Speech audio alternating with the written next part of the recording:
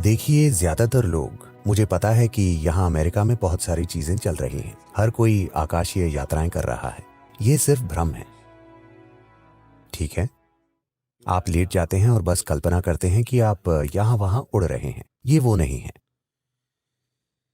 देखिए, जिसकी बात की जा रही है, दुर्भाग्य से हर चीज बेतुकी हो जाती है जब हर तरह के लोग इसे करना शुरू कर देते हैं। जिसे आकाशीय कहा जा रहा है, मानसिक शरीर, वो ये है कि एथेरियल शरीर, 5 प्रकार के शरीर होते हैं। ये शरीर के 5 आयाम हैं।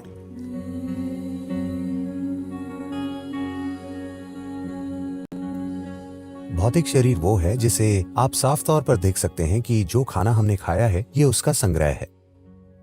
तो हम जिस तरह का खाना खाते हैं, निश्चित रूप से उसका असर इस पर पड़ता है कि आप किस तरह का शरीर इकट्ठा करते हैं। अगला है मानसिक शरीर। जब हम कहते हैं मन, तो हम किसी खास हिस्से की बात नहीं कर रहे। शरीर की हर कोशिका की अपनी बुद्धिमत्ता होती है, तो एक पूरा मानसिक शरीर है।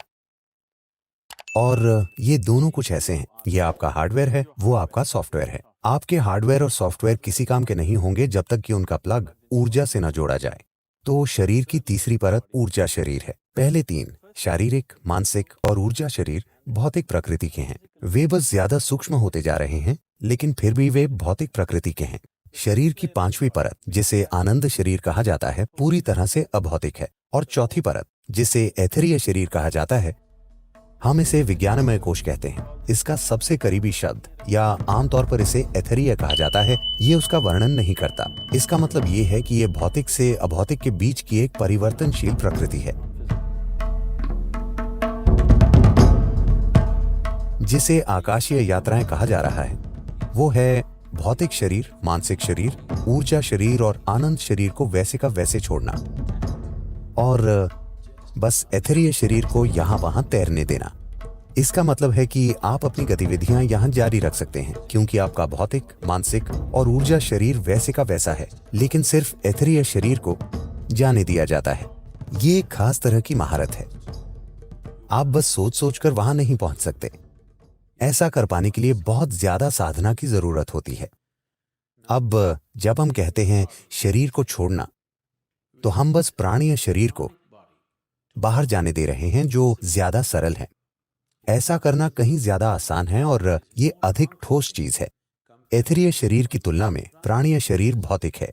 ये ज्यादा भौतिक किस्म की मौजूदगी है। ये ऊर्जा है, लेकिन ये एक भौतिक ऊर्जा है। एथेरियल एक परिवर्तनशील ऊर्जा है। ये ना तो भौतिक है, ना ही परे है, ये बीच की है।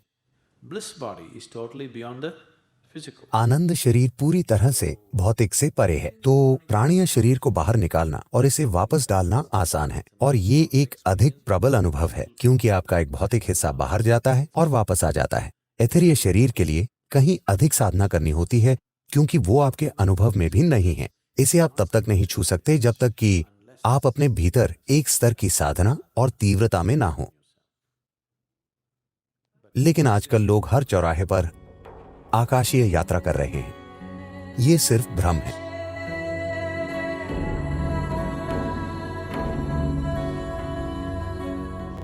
देखिए, ये चीजें एक खास मकसद के लिए की गई थी।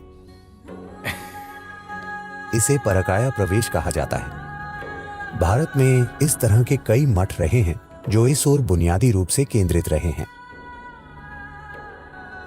सिर्फ मनोरंजन के लिए उन चीजों में आगे जाने का कोई फायदा नहीं है, क्योंकि उन चीजों में महारत हासिल करने के लिए बहुत प्रयास करना होता है। और अंत में क्या मिलता है? आप क्या हासिल करते हैं? इसका कोई आध्यात्मिक महत्व नहीं है।